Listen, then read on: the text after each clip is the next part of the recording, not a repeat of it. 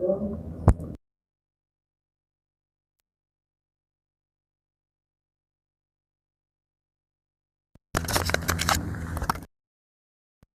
yang Maha Kuasa, kita limpahkan rahmat dan nikmat kepada nikmat sehat. Senyum, hari ini kita bisa bertemu, sesuatu yang luar biasa saya kira pertemuan hari ini.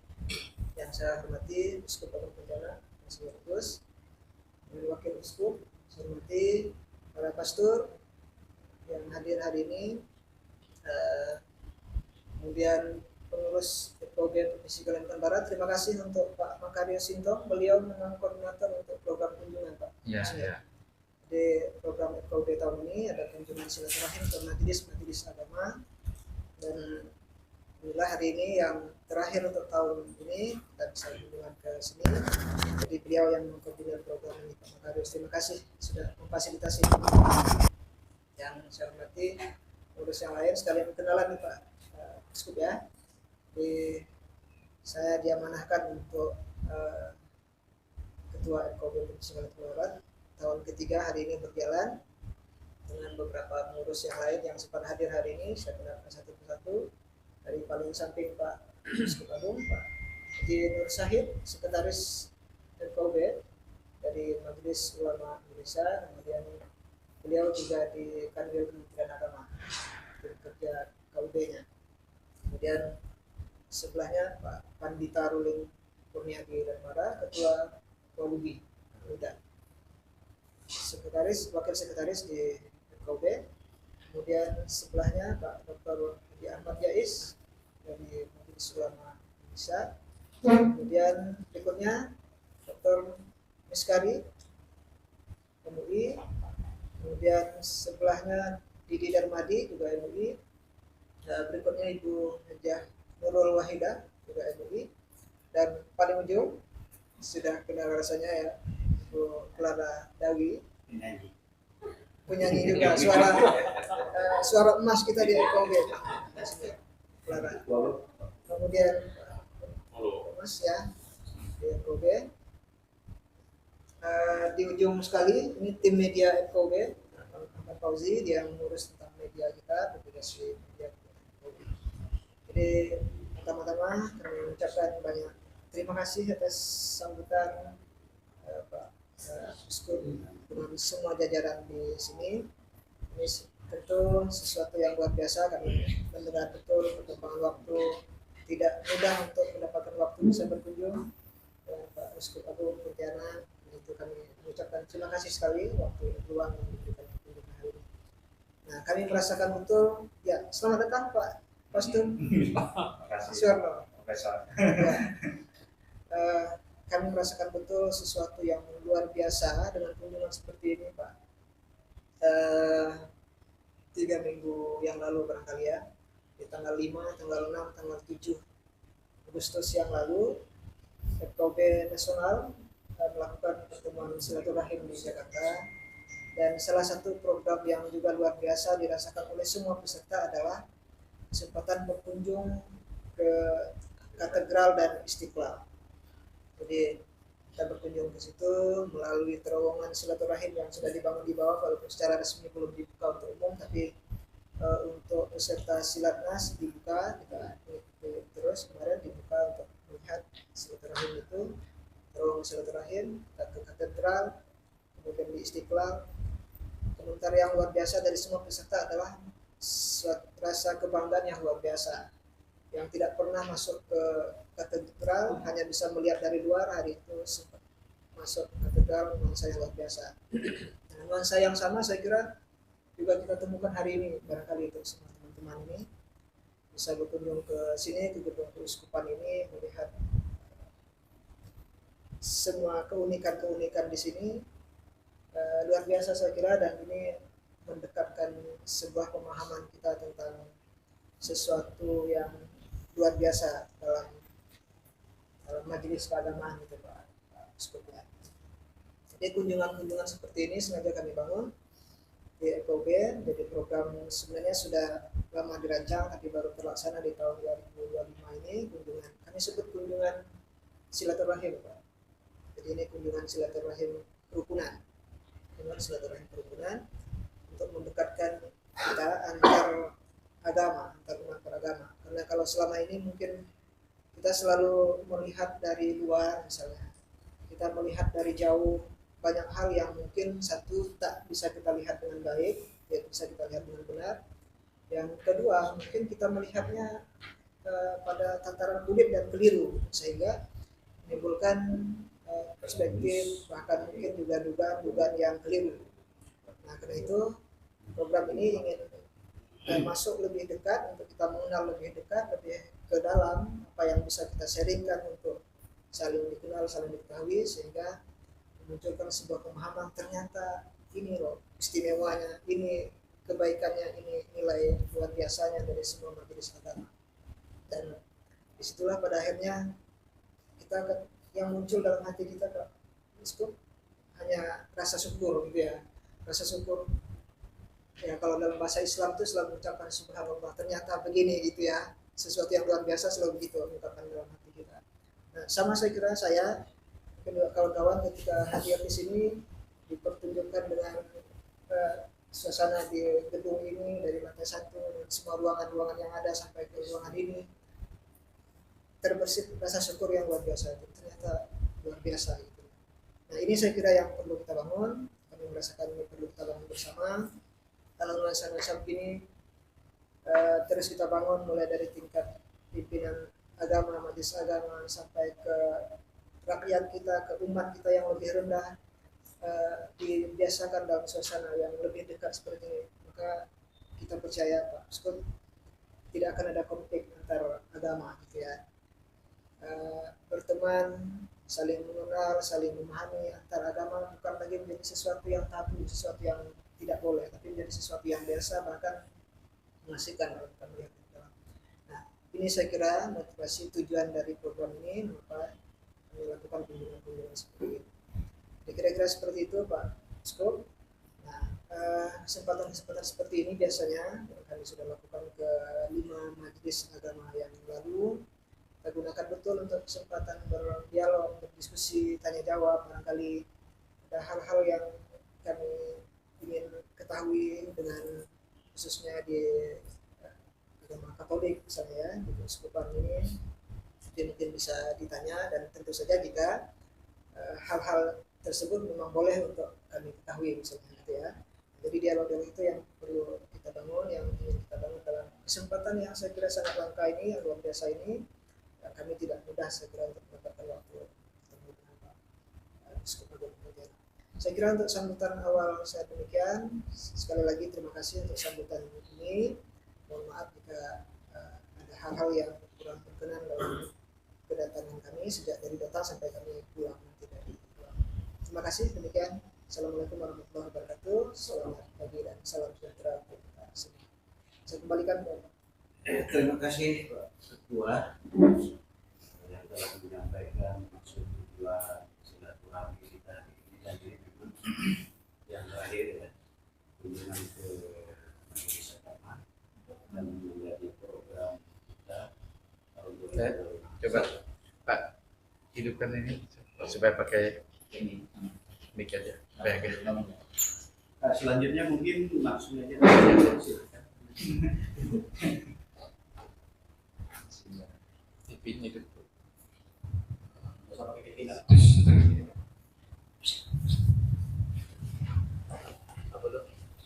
Terima kasih pada Ketua FLB dan seluruh jajarannya.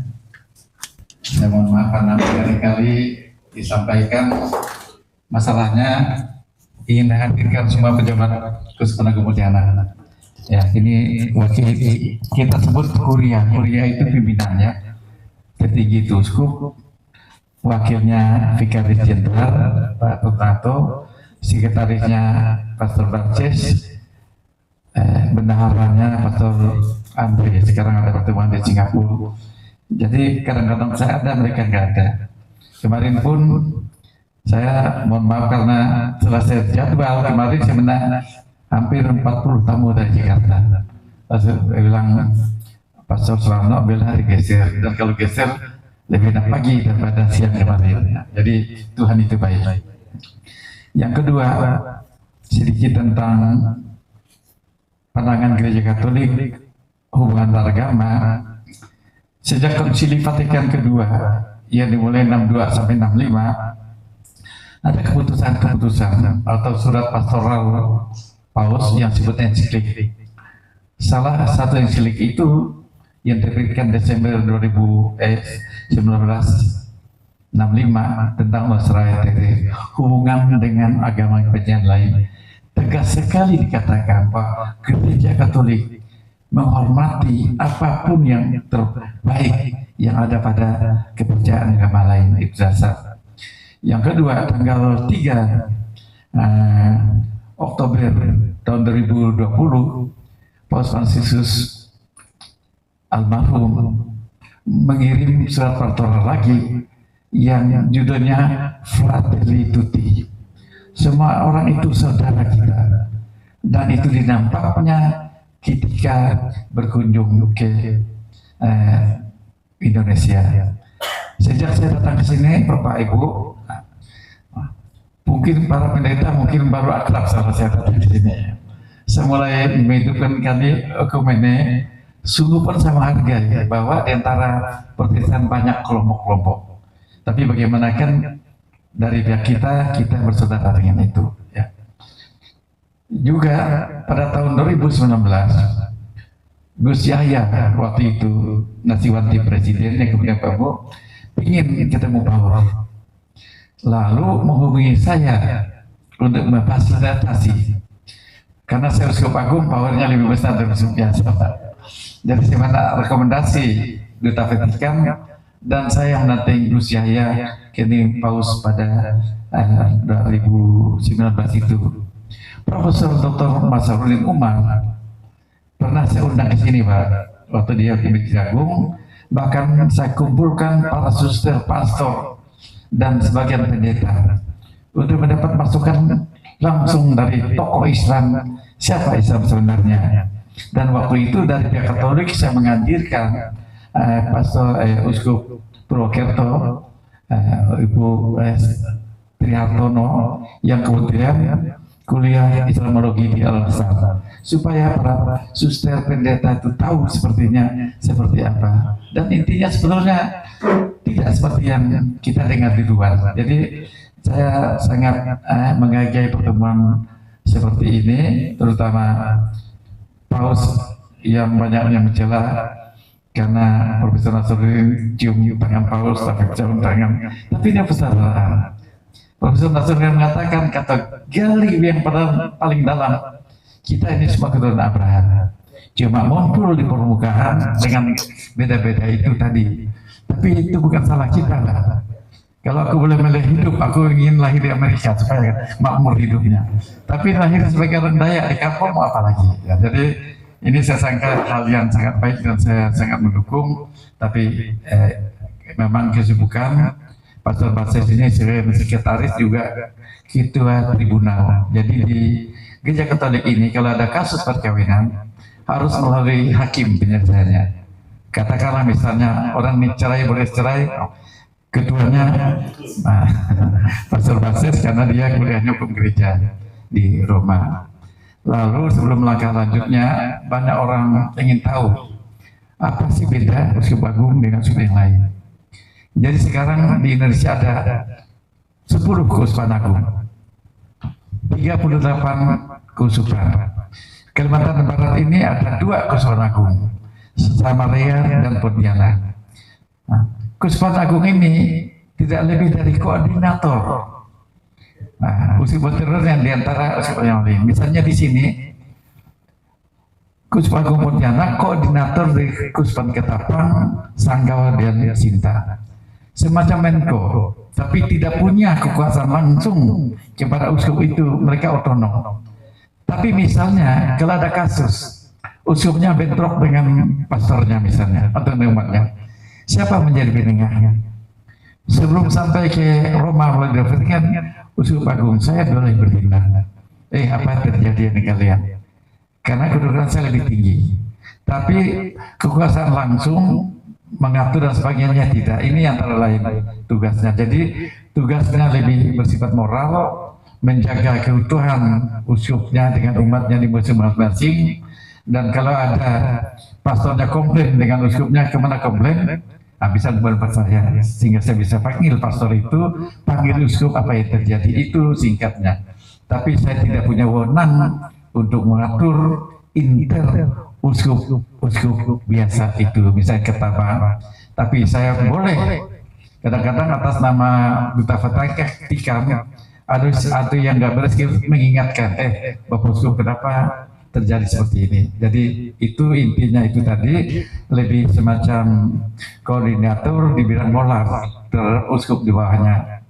Nah, Samarinda itu kan kesulitan besar-besar, Palangkaraya uskupnya sendiri, Kaltara, Tanjung Selur uskupnya sendiri, Banjarmasin uskupnya sendiri. Dan posisi Samarinda sama dengan kabupaten lain. Kita ini posisi Kesultanan Pontianak, kota metropolitan, ya kan, ibu kota provinsi, yang lain kabupaten. Tapi walaupun mereka itu sama statusnya di pemerintah sebagai ibu kota provinsi, tapi tetap Uskup Agung Samarinda membawahi keuskupan yang lain.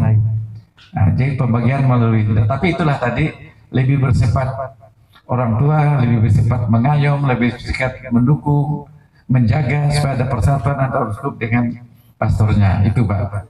Jadi kunci, jadi saya tidak punya power untuk mengatur langsung, tapi saya bisa diminta tolong kalau ada masalah, dan saya bisa terjun langsung.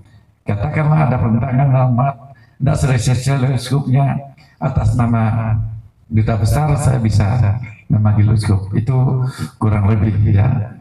Sedangkan kami sebagai Pontianak ini ada uskup, ada pastor paroki.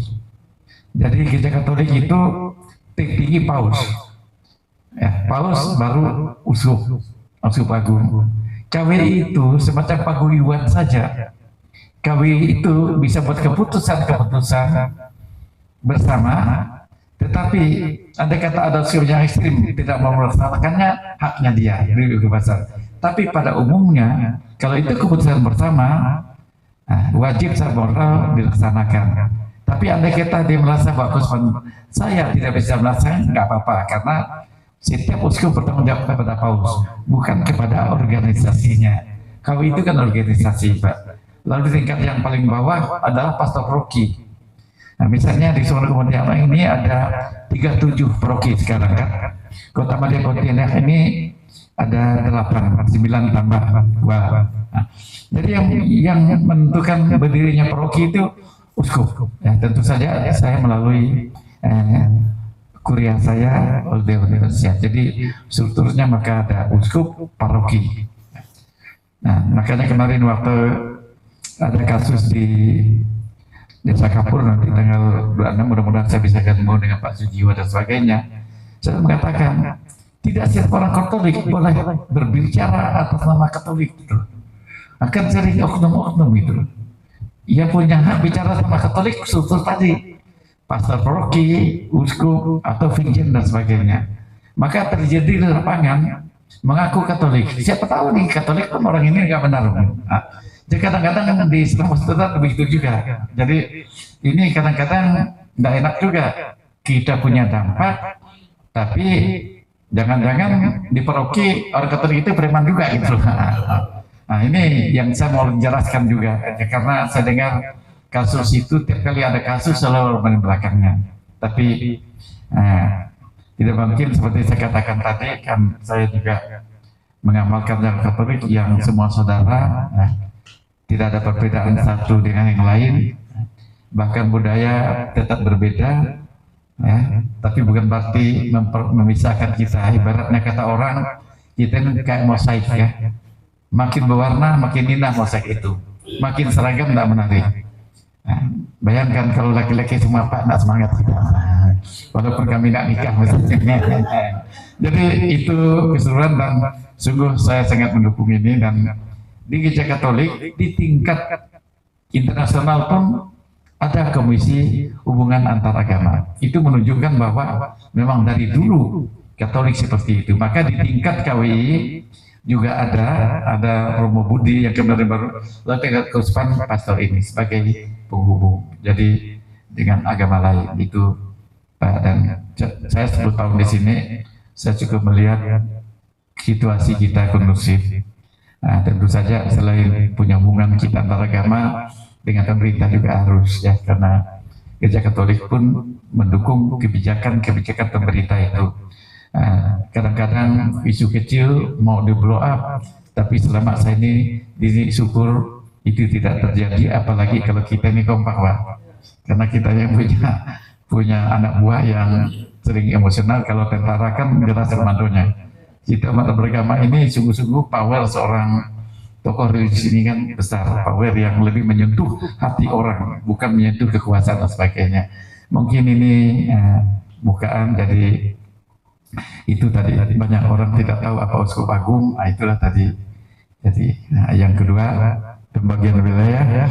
Saya lihat kalau Siti Paroki itu kalau sini gereja GKI yang besar, Sisin distrik mereka ya. Tapi kalau kami ini memang semua komando dari atas, tapi komando dari atas melalui masukan dari bawah.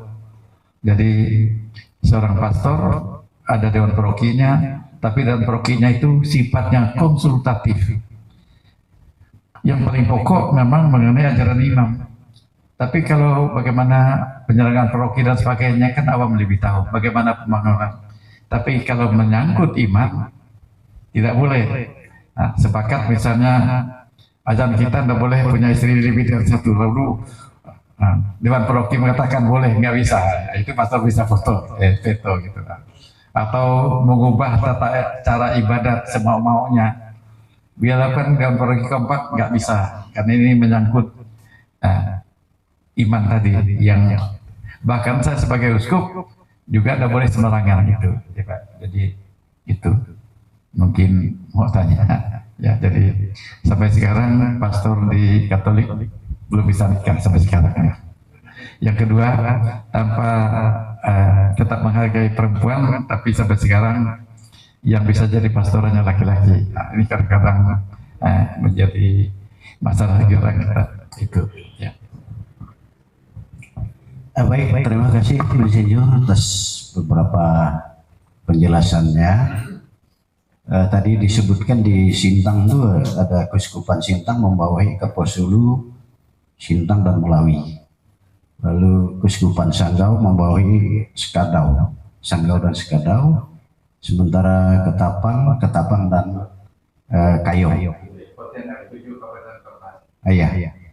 Jadi itu tambahan penjelasan mungkin dari teman-teman pengurus FKUB. Ada yang mau bertanya, silakan. Pak Sekjen, silakan. Baik, Assalamualaikum warahmatullahi wabarakatuh. Salam Om Swastiastu, Namo Buddhaya, Witek Tumtien, salam kebajikan. Adil Kak Talinu, Bak Curangin Kak Saruga, Bak Singat Kak Juplata. Yang saya hormati, yang mulia Bapak Uskup Agung Pontianak, Pak Ketua FKUB, Pak Profesor Dr. Ibrahim, dan seluruh para pengurus keuskupan. Mohon maaf, mungkin tidak bisa menyebutkan satu persatu jabatan dan nama. Bapak Ibu sekalian, para pengurus FKUB yang saya hormati, izin Pak Uskup, saya ini ada di Kementerian Agama di bidang kerukunan, bina lembaga dan kerukunan umat beragama. Kadang-kadang kami ini susah untuk berkoordinasi, kemudian untuk menyampaikan surat-surat, apakah itu undangan, surat yang lainnya gitu. Kadang-kadang ketika kita sampaikan ke pembimas kita, tidak nyambung juga. Ketika kita sampaikan, harusnya kita nyampaikannya kemana gitu. Apakah langsung ke Uskup Agung Pontianak, atau ke Uskupan Pontianak, atau ke parokinya, atau bagaimana? Ini yang pertama. Karena memang sampai hari ini kadang-kadang saya titipnya nyuruh orang tua kita, Pak Wakil kita, nih pokoknya enggak mau tahu saya, pokoknya ini harus sampai kemana, nanti siapa yang wakili, pokoknya Bapak lah yang yang tahu di Katolik. Nah, kalau misalkan di Kristen dan sebagainya, kita pun minta kepada orang tua kita yang di sana, Pak Paulus misalkan. Nah, kalau misalkan di Buddha kepada beliau dan sebagainya. Kadang-kadang ambil gampangnya saja. Harusnya kan sesuai dengan jalurnya. Kalau tidak nanti dibetulkan, selamanya akan seperti ini terus. Ya kalau misalkan sekarang ini kami masih ada di FKUB, kenal dengan kawan-kawan yang lainnya. Nanti ketika dari generasi yang lainnya, kawan-kawan kita juga akan menyampaikan surat itu kemana. Ketika akan mengundang beliau, ketika mohon kehadiran, waktu yang mendesak dan sebagainya, kadang-kadang Pak Kanwil kan hanya langsung, undang itu, A, B, C dan sebagainya. Bingung kita. Nah itu pertama, alurnya itu bagaimana. Kemudian yang kedua, ya kami sangat luar biasa tadi itu. Saya merasa bahwa ketika di masjid kami sudah megah seperti itu, ternyata ini begitu kami masuk, betul apa kata Pak Prof, subhanallah, megahnya luar biasa. Ya. Nah sampai hari ini pun ketika kita lihat masjid-masjid kami ini, kalau yang Istiqlal saja itu hanya berapa tingkat, ibaratnya kan liftnya kayaknya kita belum pernah di Istiqlal itu pakai lift gitu kan. Nah, tapi di sini begitu masuk ke ke kantor keuskupan ini sangat luar biasa. Saya tadi ada mungkin sekitar kurang lebih 1 jam lah di gereja kita di katedral sana. Saya bertunggu kawan-kawan. Harapan saya kepingin juga bisa masuk di sana gitu kan. Karena selama ini saya belum pernah masuk di sana, ya kan. Nah inilah kesempatan kita mau masuk ke situ. Rupanya saya yang buat surat, saya pula yang salah gitu kan.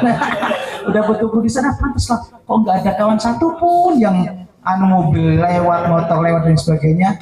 Saya buka kembali gitu. Ya Allah, rupanya di Jalan Merdeka kantor kita ini. Udah akhirnya saya cepat-cepat balik ke sini, barusan tahu di sini ada gedung yang megah, rupanya gedung keuskupan. Nah ini ya saya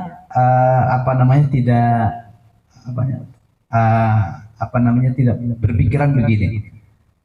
Ketika masjid kami welcome, siapa saja bisa masuk asal ikut aturan. Misalkan kalau misalkan kita ke gereja kan harus rapi, pakai sepatu dan sebagainya, tapi kalau di masjid kita tidak bisa. Nah kira-kira kalau masuk gerejanya sekedar melihat-lihat gitu, apakah ada larangan ataukah ya dicurigai nanti ada begini-begini dan sebagainya atau gimana? Nah gitu. Karena kemarin terus terang ketika kami ada Satnas kunjungan di katedral dan Masjid Istiqlal, orang-orang yang turis-turis dan sebagainya yang mungkin pakaiannya tidak seperti kami, disarankan harus pakai begini, begitu dan sebagainya, tidak bisa langsung naik ke sana, atau karena mungkin pas karena ada kami dan sebagainya sehingga mereka ditahan dulu atau apa, saya juga kurang paham aturan yang ada di Istiqlal. Nah kalau misalkan di gereja kita ketika mungkin saya datang, tapi kalau misalkan dengan satpam kita Pak Uskup itu hello kita, kadang ngobrol dan sebagainya, cuma nak masuk gitu, mau rasa masuk boleh nggak kita masuk gitu kan, hanya kepingin sekedar tahu apakah bagaimana kondisi di dalamnya dan sebagainya. Karena ketika waktu itu ada viral, ada azan kita di situ dan sebagainya kan, mungkin Pak Uskup diklarifikasi dengan Pak Kanwil gitu kan, itu kami dari mana-mana ditanya, terutama oleh kawan-kawan yang sama-sama dibina perhubungan beragama. Kami sampaikan bahwa ternyata Pak Uskup dan dari pihak gereja itu ada klarifikasi kepada kami bahwa itu adalah hoax dan lain sebagainya. Terima kasih. Mungkin ini Pak Uskup yang beberapa hal yang kami tanyakan kepada Bapak. Terima kasih kepada Pak Sekretaris. Pertama tentang alamat. Sebetulnya berkali-kali saya katakan dengan orang di kantor agama, kita punya kantor wali gereja, kita punya KWI, tapi tidak ada KWI cabang daerah gitu loh, tidak ada KWI wilayah. Itu kan paguyuban saja. Yang kedua, kalau keuskupan kan ada alamatnya. Seharusnya kayak orang kantor agama itu menyimpan, kita ada buku tentang alamat. Jadi yang sering salah itu kantor agama. Yang keempat ketua KWI cabang Kalbar. Maksudnya saya gitu, nggak ada. Itu hanya paguyuban. Paguyuban kan organisasi. Jadi tidak ada cabang seperti yang lain, itu bedanya. Karena itulah tadi, karena gereja Katolik, KWI itu bukan membawahi saya. Ya kan tidak ada cabang-cabang, kami statusnya sama. Sebagai uskup dan uskup agung statusnya sama. Yang ada adalah setahun sekali kita pertemuan, kalau ada masalah pertemuan, tapi tidak membawahi yang lain. Makanya tidak ada cabang. Kalau cabang itu kan pusat lebih tinggi dari daerah. Nah, sedangkan tadi saya katakan Subantet ya seperti itu. Nah, yang kedua alamat itu. Alamat itu sebetulnya sekarang paling mudah buka Google aja sudah ada alamat. Ya. Tapi memang sebetulnya kantor agama itu yang harus membantu menjelaskan. Yang ketiga tentang gereja. Vatikan itu dikunjungi siapapun. Hanya ada bagian tertentu altar yang tidak pernah masuk. Tapi biasanya itu sudah dibatasi. Yang lain terbuka semua. Ya. Pakaian ini memang pro kontra lah. Di barat sana semua maunya orang. Nah, tapi kita akan menghormati. Kalau saya ke rumah bapak kan, saya ini misalnya nerima bapak, aku pakaian agak rapi lah Pak gitu. Mas aku pakai baju kaos, bahkan aku nama batik. Kalau batik tidak ada identitas saya. Kalau begini kan ada identitas saya gitu. Jadi tidak ada larangan dimanapun dan oleh siapapun. Nah, cuma etika kita pergi ke rumah apalagi tempat ibadat tentu ada etika umum yang harus perhatikan. Dalam hari ini memang kadang-kadang ada orang yang ketat gitulah, pakai rok mini tidak boleh misalnya. Itu haknya gereja setempat karena mungkin dari pengalaman ada skandal. Tapi intinya kalau hal seperti itu kan hormati dong tuan rumah gitulah. Kita bukan kalau pakai bikini di pantai wajar itulah. Nanti kan lebih situasional kan gitu. Jadi tentang yang itu. Tapi alamat ini memang kalau kami apalagi Bapak, banyak orang Katolik pun pernah orang ketemu saya. Kamu udah di kusupan, di mana kusupan aku di bawah ini nggak ada. Rupanya kusupan yang lama. Gitu. Jadi ini karena dulu itu terlalu kecil. Lalu ini Pak, terus terang ini saya dapat bantuan 8 miliar dari Tarmiji. Jadi waktu dia menang itu, aku cepat mengucapkan selamat gitu. Aku kan bukan orang politik, nggak boleh campur tangan. Di transfer 8 miliar untuk ganuin Pak. Jadi kadang-kadang hubungan dengan pejabat itu ya kita harus hormati deh. Saya sangat larang pastor saya terlibat politik praktis. Dukung atau kalah, nanti kena dampak, nggak mau.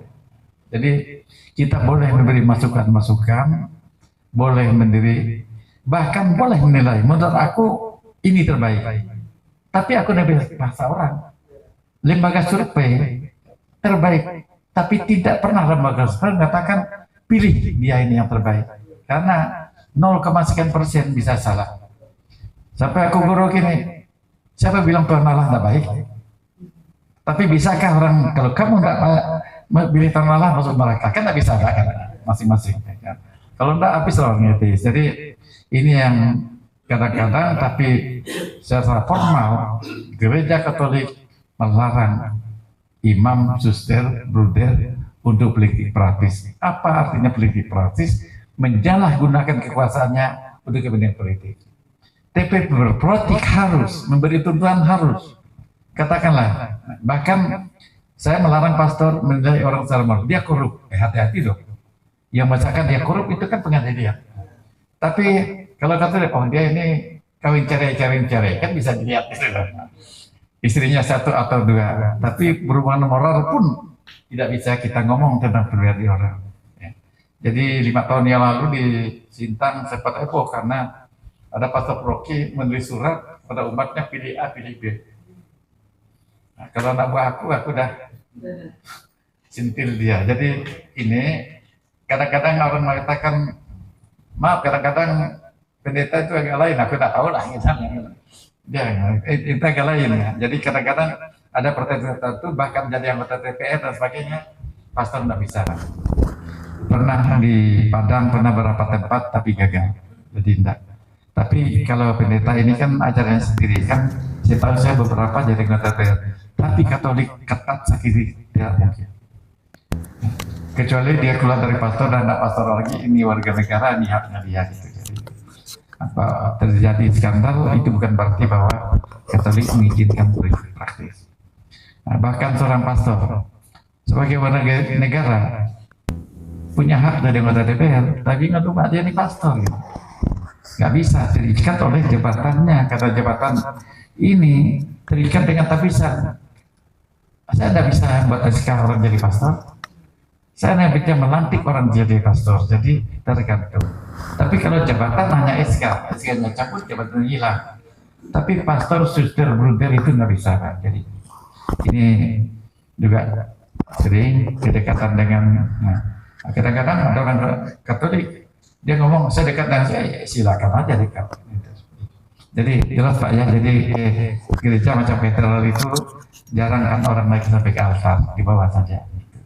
Tapi sepatu tidak perlu dilepaskan. Mungkin sambil ngobrol minum ya kan, saja silakan. Mungkin masih ada Pak Yais, silakan. Ini pakai.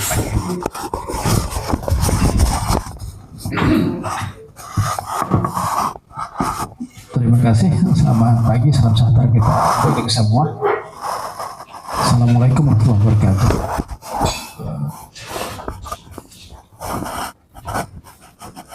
Yang kami hormati, muliakan Uskup Agung Pontianak beserta para romo di Uskup Agung ini, kemudian ketua FKB dan teman-teman rekan-rekan FKB yang saya hormati. Alhamdulillah, yang pertama saya kenalkan nama saya Ahmad Jais. Ya, saya sangat terkesan dengan kunjungan hari ini. Jadi saya melihat bahwa melihat dari ornamen dan melihat itu secara pribadi memberikan inspirasi kepada saya pribadi. Dan kalau saya lihat jadi uskup ini adalah punya jiwa seni yang tinggi, saya yang saya perhatikan. Kemudian saya pernah juga masuk saya juga dari studi agama-agama, Monsinyur. Saya kebetulan S1, S2, S3-nya adalah perbedaan agama. S2 saya adalah tentang seniman, mengambil di Seminari Tinggi 1 Paulus, Yogyakarta. Ya, Jogja, di Kentungan. Oh iya. Ya, kebetulan dulu pembimbingnya adalah Romo Harisanto. Romo Harisanto itu pembimbing tesis saya di Sadar, di Sanata Dharma. Dan saya masuk di sana jadi sangat bersyukur, jadi bisa dapat rekomendasi dari Romo Harisanto, temannya Pastor Yamjang. Ya, waktu itu. Dan awalnya teman-teman agak ragu masuk di gereja, itu tadi yang Pak Nur sampaikan itu, karena belum tahu tentang Katolik, Kristen dan lain-lain. Kalau dari segi agama-agama itu sudah biasa masuk kalau masuk ke rumah ibadah itu sudah biasa, selama itu tidak ikut ibadah yang lain. Nah, barangkali perlu disampaikan di sini kepada teman-teman kita di sini adalah perbedaan antara gereja Timur dan gereja Latin. Karena kok ada pastor yang menikah dan tidak. Nah, itu kan perlu dibedakan antara Latin dan Timur pada itu. Untuk pengetahuan kita bersama. Berkat itu Romo, kasih Monsinyur, kasih maaf. Kan ini nanti kalau kurang bahasa-bahasa ngaji, yang jelas itu kan yang itu Anglikan itu nanti boleh menikah kan itu waktu zaman raja dulu kan satu dengan Roma. Nah, karena raja itu ingin menikah lagi, kan mau ibaratnya ngubah undang-undang gitu kan tentu terpisah dari Roma karena kita kan ketat ya. Ibarat kalian politik itu mengubah undang-undang kepentingan pribadi gitu. Jadi kita sampai sekarang memang ketat pastor Roma Katolik tidak menikah. Tapi Katolik Timur ya tetap tidak menikah juga. Mungkin ini Pak Pastor baca telah detik karena dia orang hukum.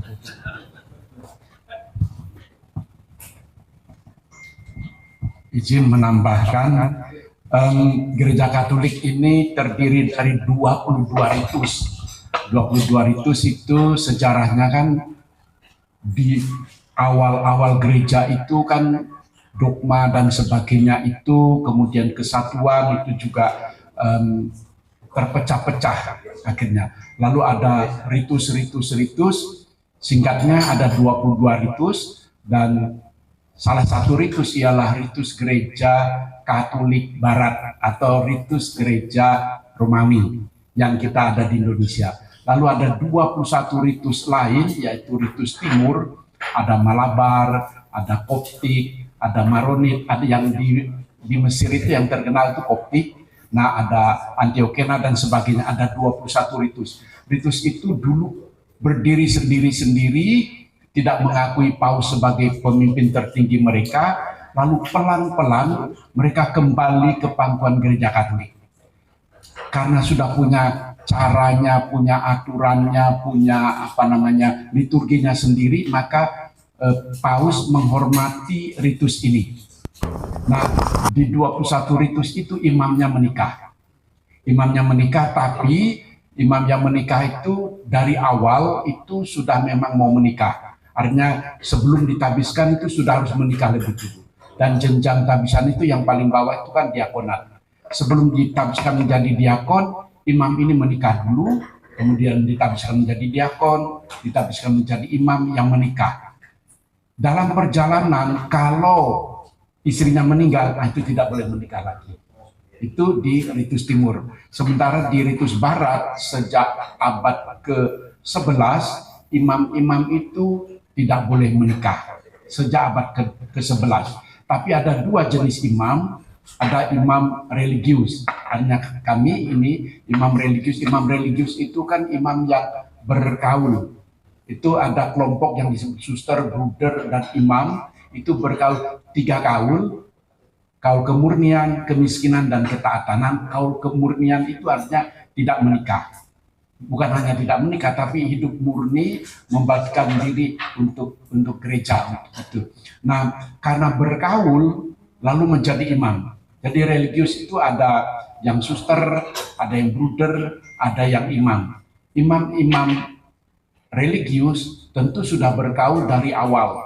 Sebelum ditabiskan menjadi imam itu harus kaul kekal dulu.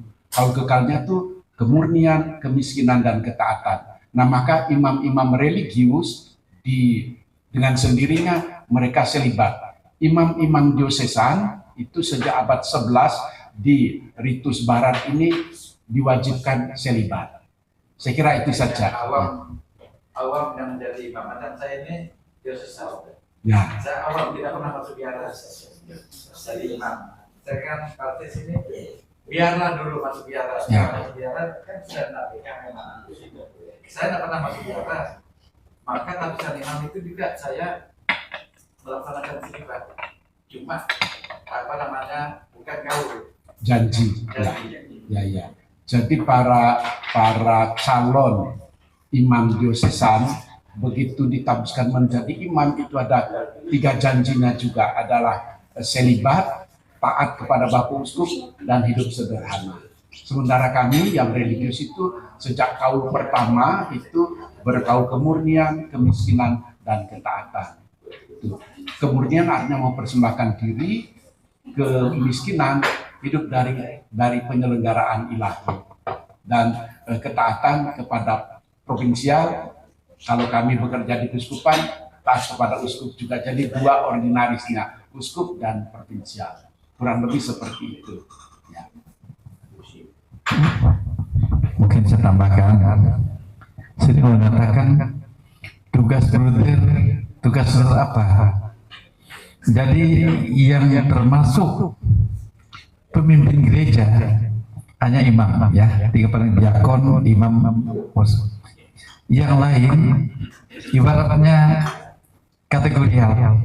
Jadi pastor paroki itu tidak pernah seorang bruder, walaupun pendidikannya tinggi, tidak pernah seorang suster. Mereka itu karya murni, ada yang rumah sakit, ada yang guru, dan sebagainya.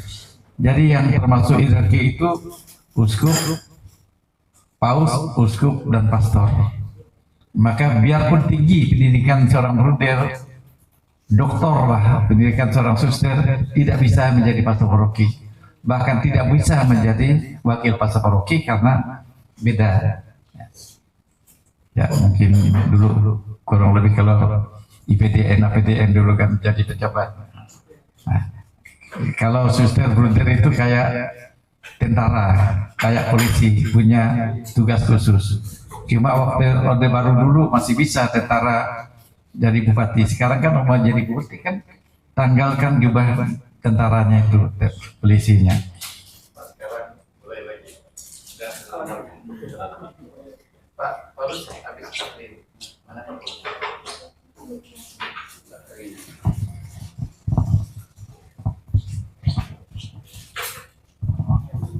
Itu jadi tambahan.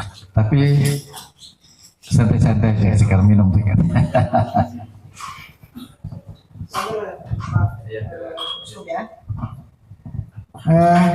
Ada yang masih terus jadi tanda tanya saya hari ini.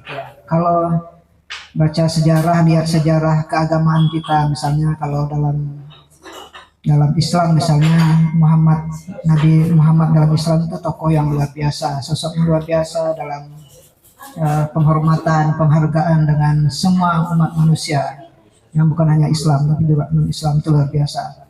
Sama halnya dengan sejarah Katolik juga, barangkali para paus itu luar biasa soal kemanusiaan yang tidak membedakan orang dari sisi agama gitu. Nah, tapi ada sesungguhnya titik yang menjadi pertanyaan saya sekarang, belum pernah ketemu, barangkali di Katolik dapat informasi ini. Misalnya kalau kita lihat dalam sejarah kehidupan Nabi gitu ya, Nabi Muhammad itu kan di 570 sampai 570 sampai 623 Masehi kehidupan Nabi Muhammad. Nah, itu kan sudah paus juga sudah ada ya.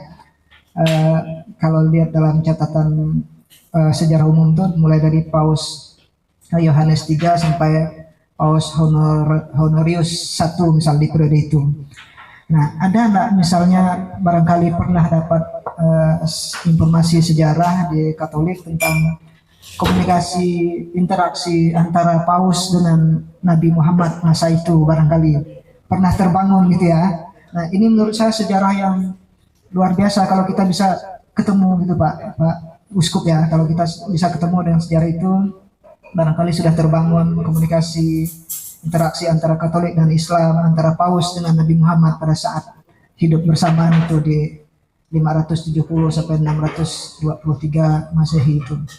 Nah, ini belum ketemu. Kami di beberapa kesempatan dan teman-teman sempat juga berdiskusi tentang ini, tapi kita belum ketemu sesungguhnya di mana. Bagaimana komunikasi pernah terbangun. Sesungguhnya antara Timur Tengah dengan Roma ya, kan tidak terlalu jauh gitu ya. Rasanya seharusnya gitu ya, dengan karakter yang sama-sama luar biasa dalam sejarah kemanusiaan, itu mestilah ada komunikasi dan seterusnya antara tokoh-tokoh besar agama itu. Nah, barangkali mungkin Pak Uskup Agung pernah dapat cerita itu, atau ada sejarah yang bisa menceritakan interaksi agama kita yang luar biasa dari dulu sampai hari ini. Mungkin ini akan bisa menjadi pelajaran yang penting buat kita, buat merekat kedekatan umat kita hari ini dan seterusnya. Saya kira itu Pak Uskup. Terima kasih. Jadi memang dulu gereja Katolik pun tidak ada perbedaan antara gereja dan negara. Dulu Paus juga kepala negara, sehingga punya daerah jajahan-jajahan. Nah, ini kan akhirnya berakibat dengan perang, ya kita sebut perang salib, bentrok. Itu karena semangat sebagai negara, bukan semangat seperti sekarang agama ditonjolkan. Nah, mungkin Dr. Basis kita tambahkan sedikit.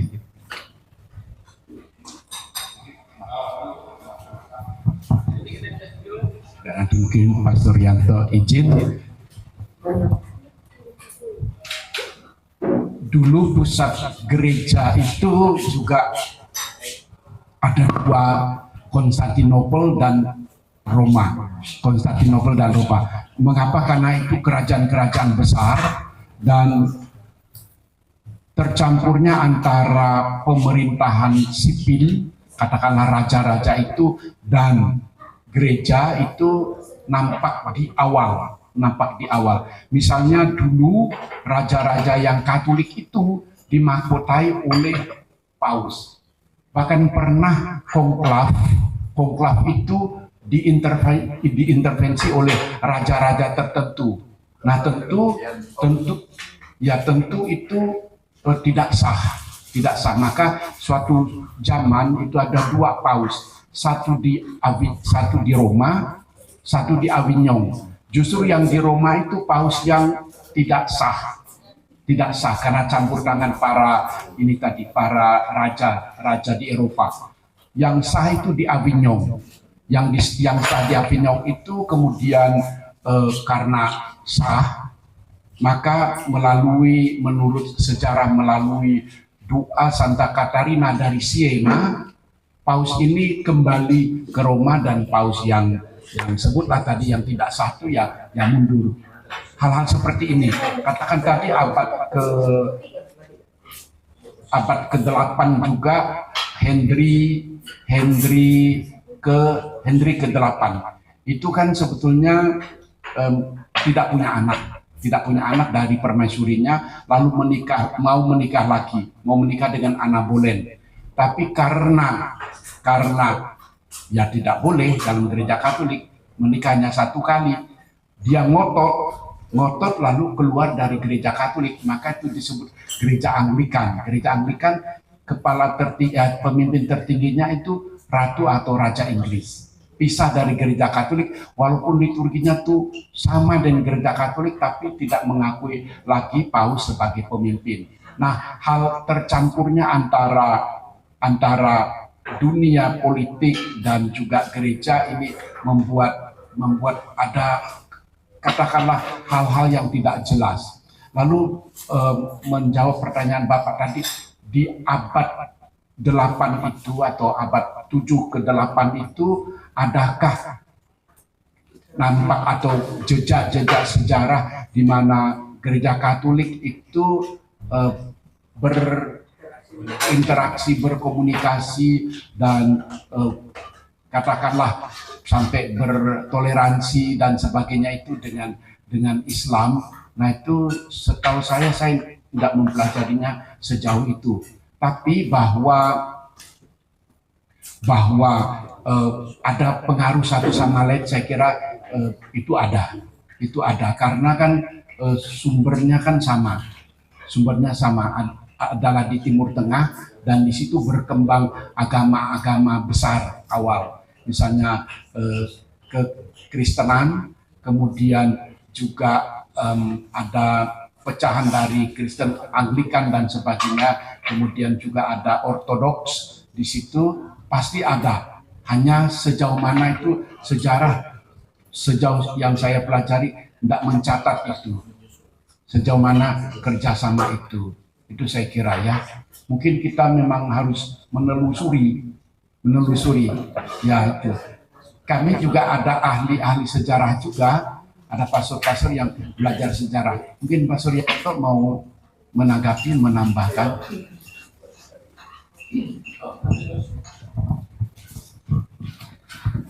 Terima kasih Bapak Ibu sekalian yang saya hormati.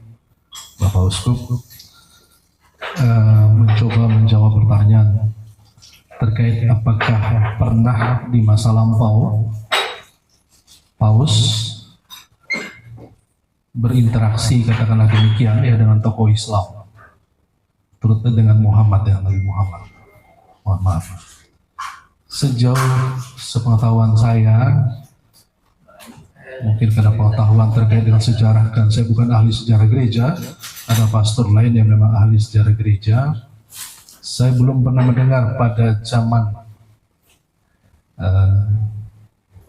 Nabi Muhammad dan Paus pada periode itu pernah mengadakan, katakanlah, pertemuan atau silaturahmi.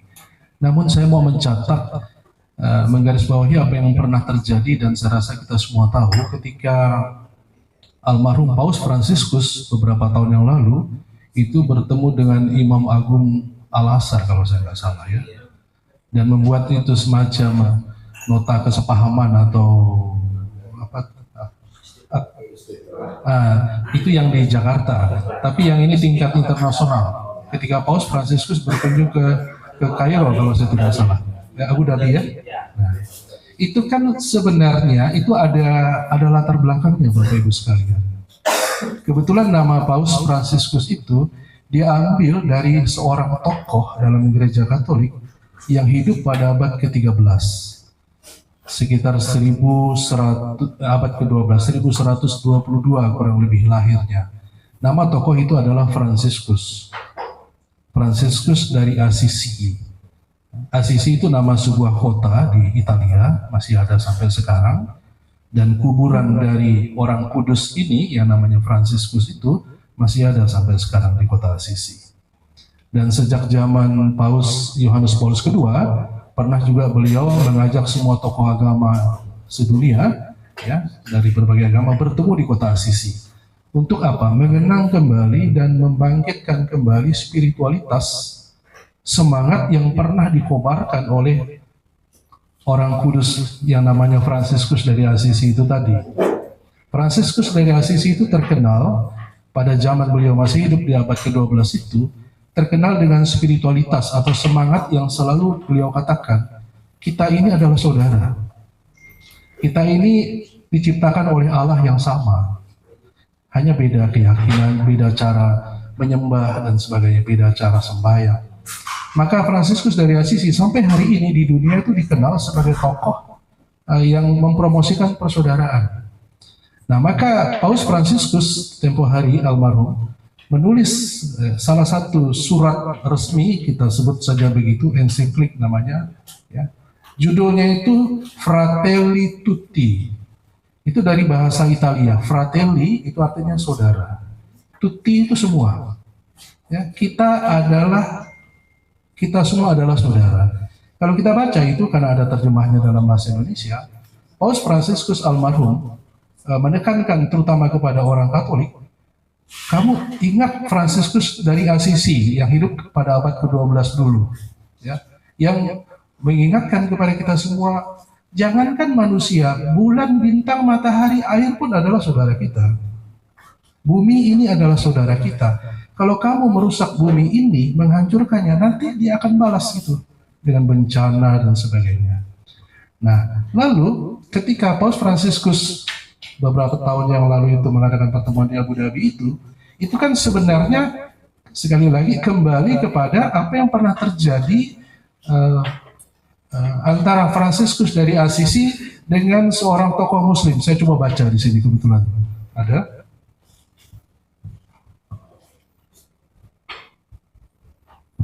Jadi kalau antara Nabi Muhammad dengan Paus pada masa itu kita belum temukan datanya, tapi yang benar terjadi ini, pertemuan antara Santo Fransiskus dari Assisi dengan Sultan Malik Al-Kamil. Itu terjadi pada tahun 1219, abad ke-13, di tengah suasana perang salib waktu itu. Ya, pertemuan ini menjadi peristiwa penting dalam sejarah hubungan antara Kristen, khususnya Katolik, karena Fransiskus itu Katolik, dan Muslim. Karena Fransiskus sebagai tokoh Katolik berani menemui Sultan, seorang pemimpin Muslim, untuk mencari perdamaian dan dialog. Jadi ini peristiwa bersejarah yang katakanlah menjadi titik awal bagaimana gereja Katolik sampai sekarang itu selalu mempromosikan dialog, ya, dengan sesama umat manusia, teristimewa antara Katolik dengan Islam. Ya. Nah, kemudian beberapa poin penting yang dapat kita catat dari peristiwa itu, pertemuan itu terjadi di kota Damietta namanya di Mesir saat perang salib kelima berlangsung. Fransiskus yang dikenal dengan semangat perdamaian yang memutuskan untuk menemui Sultan Al-Kamil, penguasa Mesir pada masa itu, yang juga merupakan tokoh penting di kalangan pasukan Muslim. 1219. Tujuan Fransiskus dari Assisi menjumpai Sultan adalah ingin berdialog dengan beliau, bukan untuk tujuan politis, melainkan untuk mencari perdamaian dan menyampaikan pesan Injil. Pesan Injil itu seperti Yesus mengajarkan kita semua adalah saudara. Bagaimana kita mencari jalan supaya ada perdamaian. Kemudian yang berikut, Sultan Al-Kamil menerima Fransiskus dengan hormat dan mendengarkan pesan yang disampaikan oleh Fransiskus dari Assisi. Dampak pertemuan itu tidak secara langsung menghasilkan perdamaian, tetapi memberikan kesan mendalam pada Sultan dan menjadi contoh penting dalam sejarah hubungan antaragama. Kemudian, pertemuan ini menginspirasi berbagai upaya perdamaian di masa depan sampai sekarang. Termasuk misalnya Hari Doa Sedunia untuk Perdamaian yang dilakukan di Assisi tadi, di kota Assisi, oleh Paus Yohanes Paulus II almarhum. Kemudian terakhir, pesan penting dari pertemuan itu adalah pertemuan Fransiskus dengan Sultan menjadi pengingat bahwa kekerasan bukanlah solusi dan bahwa dialog serta rasa hormat dapat membuka jalan menuju perdamaian bahkan di tengah konflik. Pertemuan ini juga menjadi dasar bagi banyak perenungan dan kajian tentang bagaimana hubungan antaragama seharusnya dibangun, terutama dalam konteks perbedaan keyakinan. Bapak Ibu yang saya hormati, satu hal mau ditambahkan. Gereja Katolik sudah puluhan tahun ini, setiap kali bulan Ramadan dan Idul Fitri, ya Bapak Uskup, Sri Paus selalu menulis surat ucapan selamat Idul Fitri kepada saudara-saudara kami umat Islam di seluruh dunia. Dan di Vatikan itu ada bagian khusus, ada kardinal khusus itu yang memang tugasnya itu tadi, menjalin dialog dengan agama-agama lain terutama Islam. Itu sampai hari ini di Gereja Katolik masih ada. Dan inilah antara lain contoh atau bentuk konkret dari sikap Gereja Katolik yang terbuka terhadap siapa saja. Dan boleh Bapak Ibu saksikan ya, di sekolah kita, sekolah Katolik, di rumah sakit kita, di yayasan kita, banyak teman-teman kita yang Muslim kerja di situ sebagai dosen, sebagai guru, sebagai dokter, perawat, dan kita menganggap mereka itu adalah saudara. Soal keyakinan itu urusan masing-masing. Kita terbuka dengan siapa saja. Saya pikir itu yang bisa saya tambahkan. Terima kasih.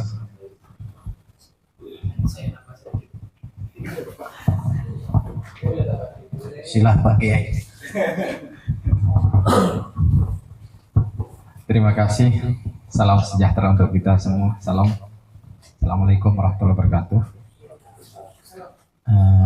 Terima kasih tadi sudah yang saya hormati Yang Mulia Monsinyur Ketua FKUB Provinsi Kalimantan Barat, Prof. Ibrahim, serta para pastor dan para pengurus FKUB. Terima kasih memberi kesempatan kepada saya. Saya hanya ingin bercerita kehidupan saya di Mesir. Karena tadi nyinggung Koptik Mesir ya. Kebetulan masjid tempat kami sholat itu, kami sholat di depan kami ya gereja sudah biasa.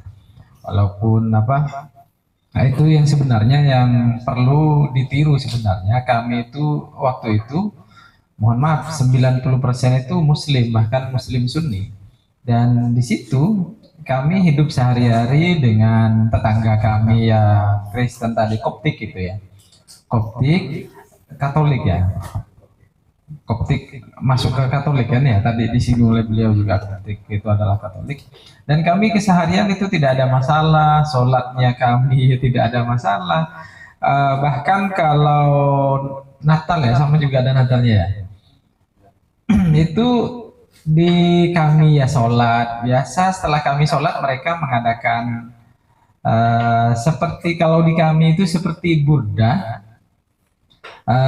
pembacaan bait-bait syair-syair itu oleh teman-teman Koptik itu seperti sholawat gitu, karena di Arab kan tidak ada pakai bahasa Indonesia pakai bahasa Arab juga. Terus ada ininya tabuh-tabuhnya itu juga ada musik-musik kayak seperti di Islam itu, dan itu menurut saya sangat harmonis sekali di situ kehidupan di situ. Koptik dengan Muslim ya, memang 10%-nya itu adalah Koptik di situ.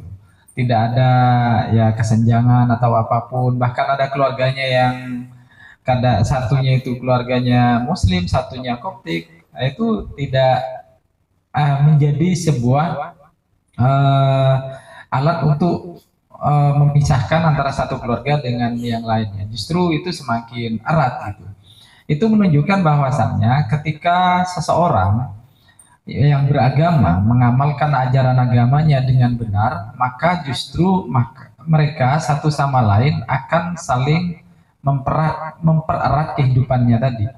Ini sesuai dengan apa yang disampaikan oleh Monsinyur tadi, bahwasannya entah itu di Islam atau di agama lain pun pasti ada oknum-oknum yang bisa jadi itu menjadi provokator di dalam agamanya itu, karena bukan karena dia sebenarnya benar mengajarkan agamanya, justru karena dia salah memahami agamanya sehingga dia menjadi menjadi provokator terhadap agamanya. Padahal ketika dia benar-benar belajar agamanya, menerapkan agamanya, maka dia tidak boleh menjelekkan atau menjatuhkan agama lain atau menjadi provokator di agama itu.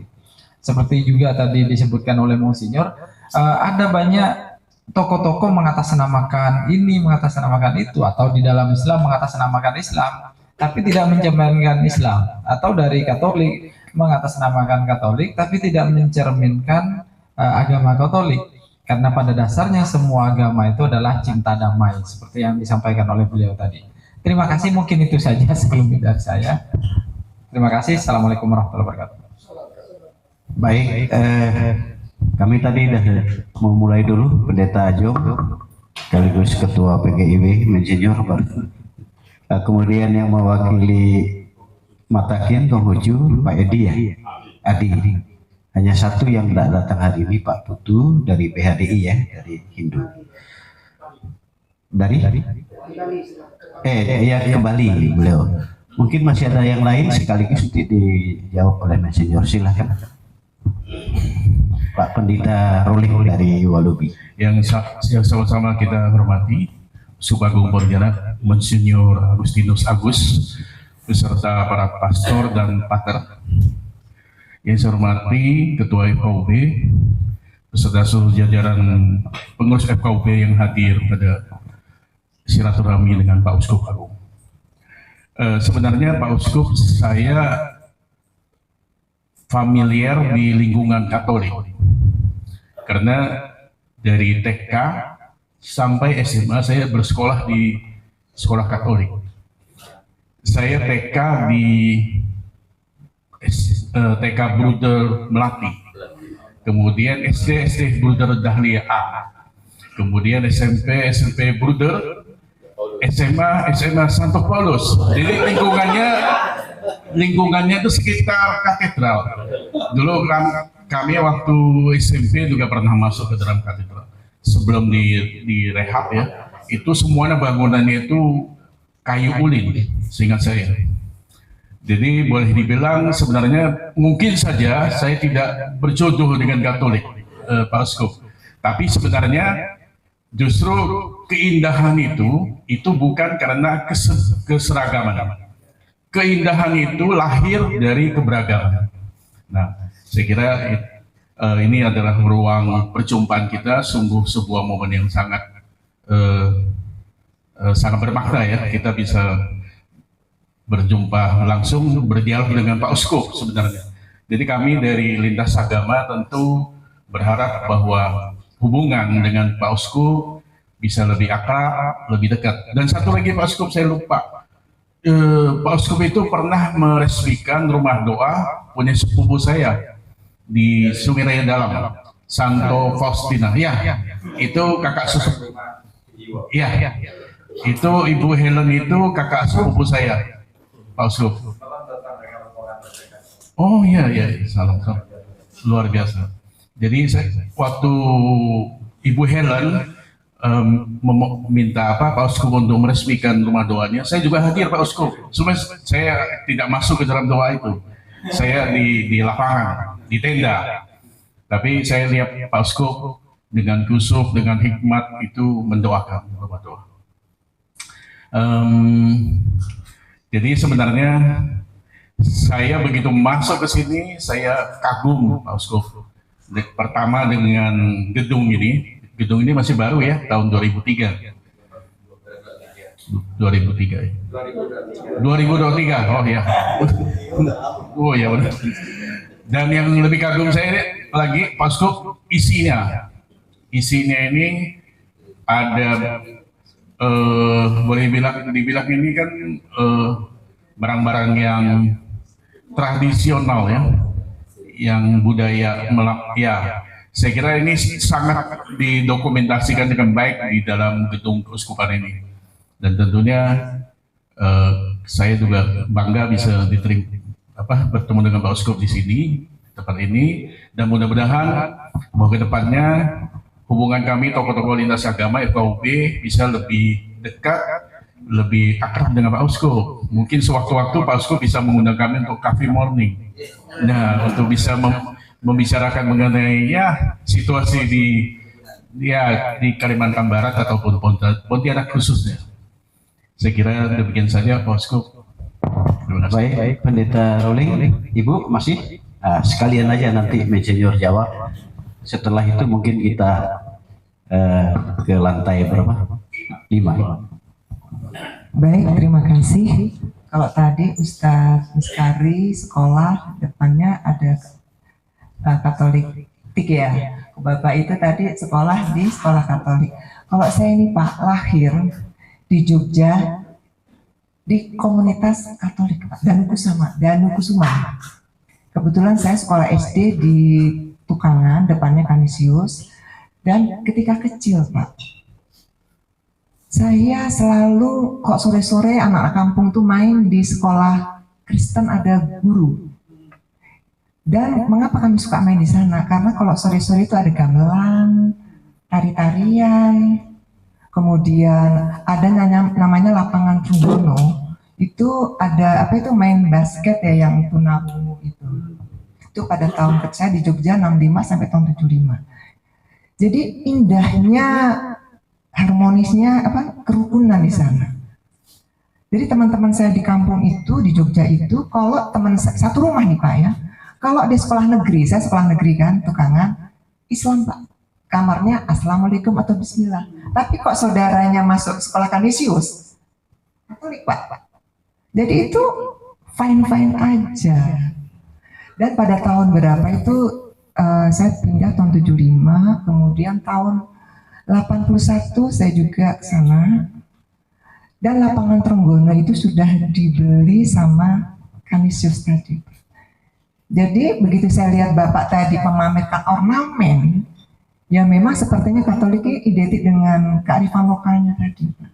Maka sekali saya pindah di sini, kok sekolah Katolik tidak ada ya, masa kecil saya ada nari-nari, gamelan, kemudian ada lomba-lomba merangkai bunga, itu sama penduduk lokal Pak. Jadi kami betul-betul sudah menyatu, tidak ada perbedaan. Ini pengalaman yang pernah saya alami ketika saya masih kecil Pak. Jadi pastor-pastor itu baik-baik semua. Jadi kami tidak pernah dilarang masuk itu. Pintu gerbang kita masuk, anak kampung, anak kecil-kecil kan, nonton nepro di namanya. Kalau di Jogja itu saya salut kalau Katolik itu ada ini Pak, gazebo ya, gazebo. Jadi setiap pertemuan itu di ruangan terbuka, di gazebonya besar, iya, ruangan terbuka ya, kayak gazebo di UI kan, gazebo ruangan. Makanya begitu saya pindah ke sini ya, karena saya masih anak-anak 10 tahun ya, saya mencari, belum ketemu. Saya pernah ngintip di sekolah tadi Badul yang di Budiman itu apa? Petrus. Kan kebetulan teman SD saya masuk situ SMP. Saya masuk ke situ. Kok sama ya dengan di Jogja ya? Tamannya indah, jujur Pak. Kan saya sekolah negeri ya, dengan itu jauh sekali.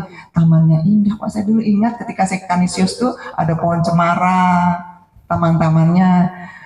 Jadi ketika sejarah yang memang mungkin ketika Belanda masuk, karena saya suka sejarah Pak ya, itu satu paket Pak ya, guru, dokter, insinyur mungkin Pak ya, siapa ya, satu paket ya. Jadi identik bangunan itu lengkap sekali semuanya. Ada panti asuhan ya, itu yang mindset. Bahkan saya waktu kecil tuh sama teman-teman tuh, karena rumah pastor-pastor indah, kami suka ada pohon Kamboja. Kami suka memetik bunga-bunga Kamboja, itu dihitung katanya kalau ganjil atau apa itu keberuntungan. Iya, anak kecil ya. Kok sore jalan. Jadi alangkah indahnya di Jogja ketika saya kecil itu harmonisasi kehidupan beragama. Itu pengalaman saya di Jogja, Pak. Terima kasih, makasih. Kalau tidak ada lagi langsung insinyur. Oh ada. Ini kalau tidak ada beliau ini susah juga gitu.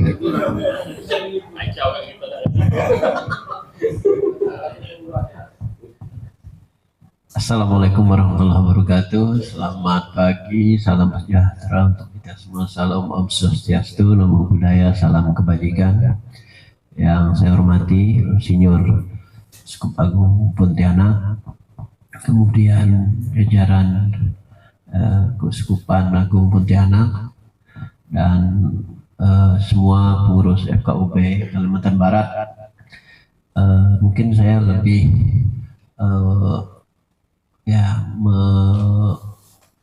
menitik atau memperhatikan terkait dengan ruang-ruang dialog, ruang-ruang komunikasi di Kalimantan Barat untuk di internal agama maupun lintas agama.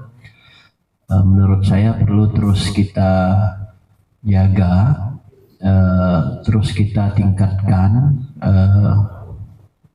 model-model kegiatan seperti ini, ngopi bareng, kemudian ngobrol, dialog dengan jujur, dialog dengan saling dari hati gitu, itu akan memperkuat kerukunan di Kalimantan Barat yang memang dikenal dengan sering terjadi konflik, walaupun tidak mengatasnamakan agama, tetapi itu mau tidak mau juga harus melibatkan tokoh agama. Itu yang sering terjadi. Dan ya mungkin terakhir kemarin kita misal agak ribut gitu ya terkait dengan kasus di Desa Kapur di Kuburaya. Walaupun cepat para tokoh menyelesaikannya, jangan sampai melebar, tetapi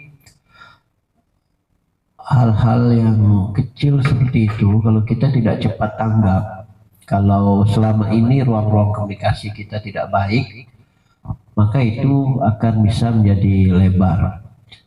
Contoh di provinsi-provinsi lain itu kejadiannya di dusun bahkan, tetapi menjadi lebar, menjadi besar. Kenapa? Karena saya lihat memang kurang tanggap para tokoh agama, baik dari jajaran paling paling bawah gitu, maksudnya di kampung atau di dusun.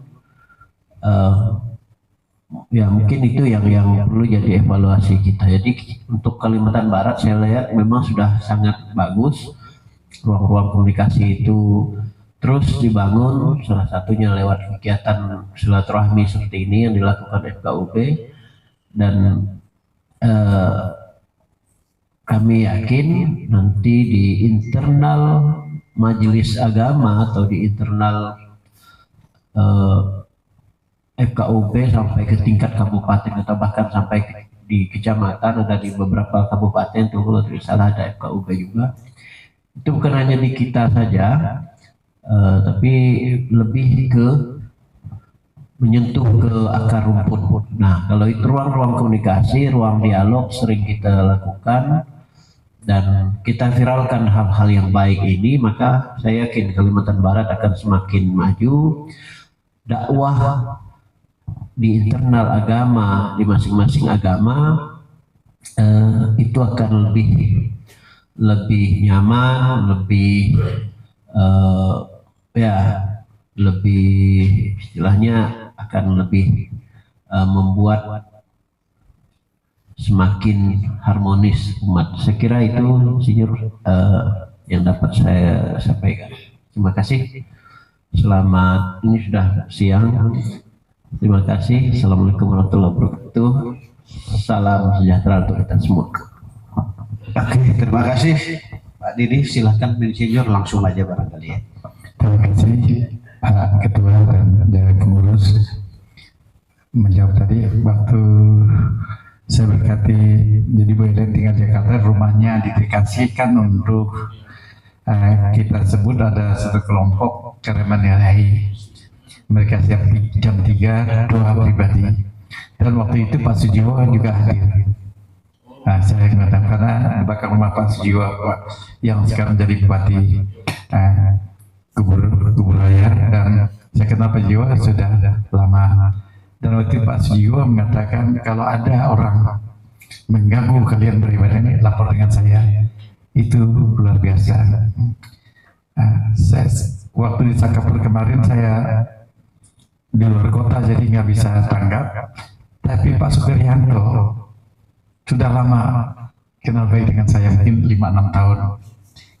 Dia ketua Madura, Kalimantan Barat. Saya sangka hubungan tokoh-tokoh ini sangat penting, Bang. Jadi karena itu sangat menentukan. Nah, yang kedua memang saya lihat yang saya mau cek nanti di Kapur itu pun ada oknum orang yang mengatasnamakan agama Gereja Katolik, padahal bukan, lebih provokator. Saya cari untung, ada orang yang cari untung nanti seakan-akan dia pahlawan, padahal yang buat.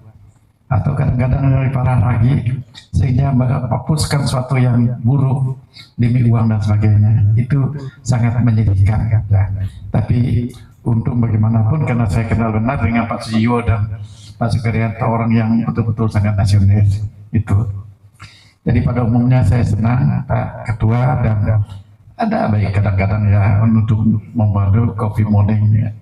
Tidak harus di sini, kita sewa kopi di mana gitu kan. Asiankan. Jadi ini penting, dan umat juga akan melihat kalau kita dekat, mereka juga bangga.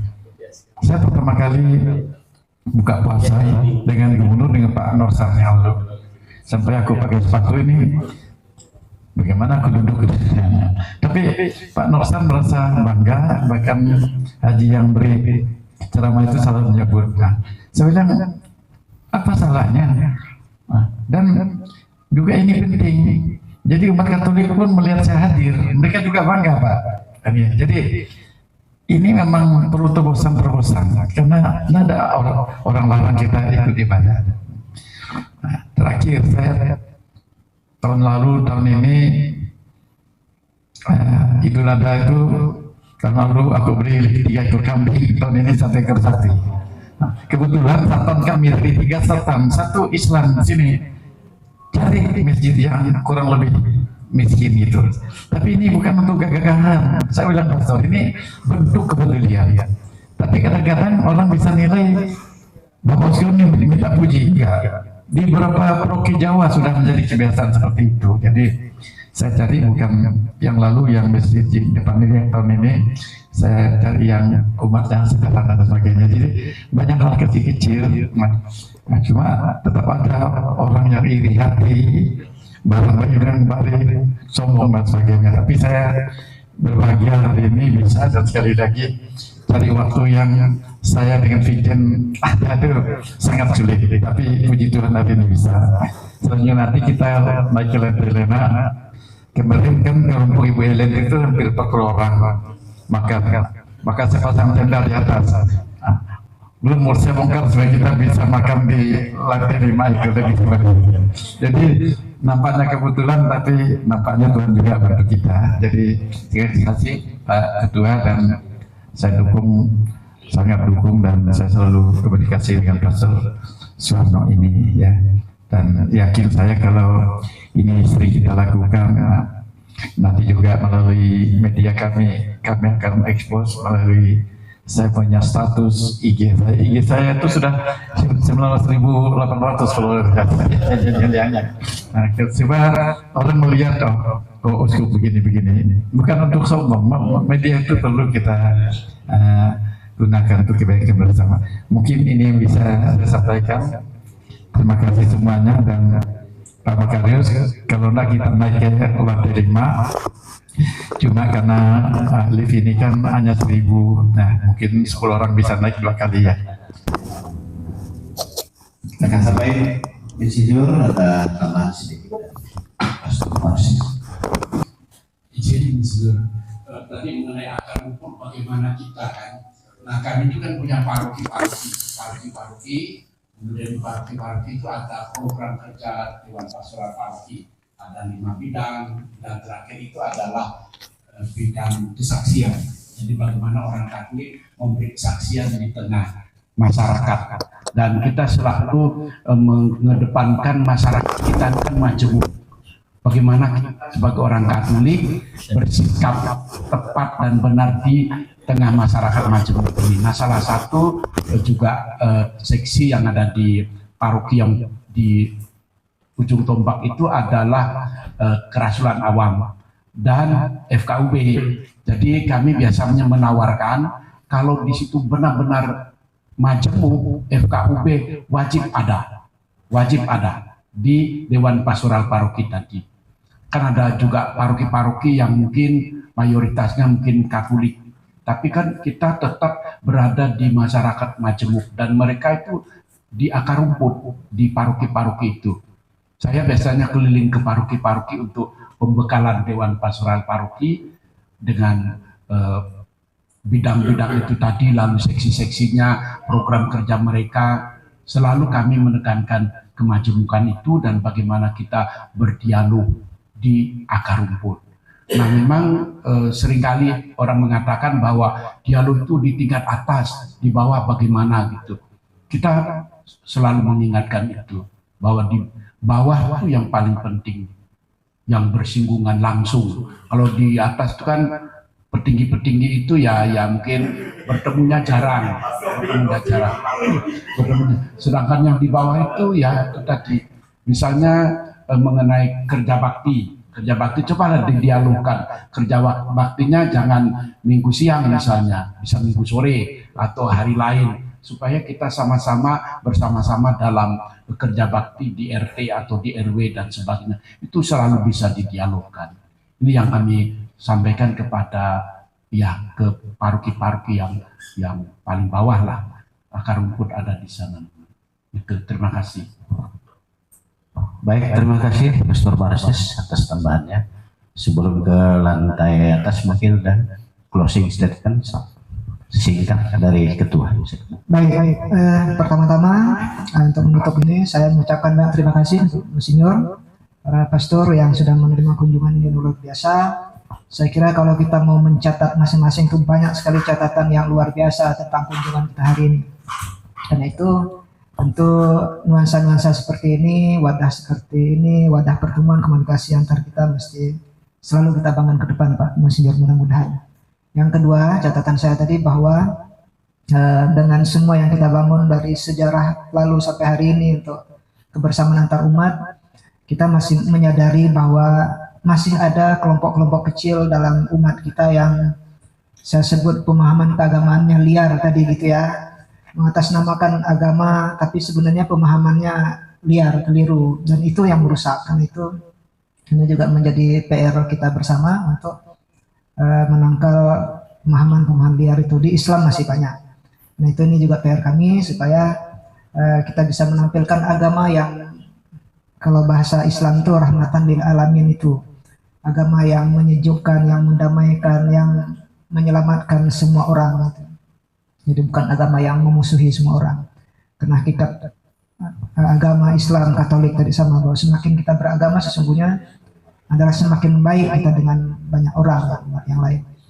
Nah karena itu maka terakhir kami atas nama FKUB Pak Monsinyur mengajak kita semua dari hari ini dan seterusnya, mari untuk kita terus bersinergi dalam membangun hubungan antar umat beragama yang rukun, harmonis, yang saling menghargai, saling memahami satu sama lain dengan hakikat bahwa kita semua adalah pejuang terhadap kebaikan agama dan kebaikan pada semua manusia. Saya kira itu, terima kasih atas sambutan yang luar biasa. Mohon maaf jika ada hal yang kurang berkenan dari pertemuan hari ini. Terima kasih. Saya kembalikan lagi ke Pak. Baik, terima kasih Ketua dan Monsinyur. Sekali lagi kami sampaikan ucapan terima kasih atas penerimaan pengurus FKUB dalam kunjungan silaturahmi pada hari ini. Dan kayaknya Pak Miskar ini dah tidak sabar nak merokok. di atas boleh merokok terbuka. Mungkin masih ada dari mau berfoto di mana? Oh iya, silakan. Habis ini kita naik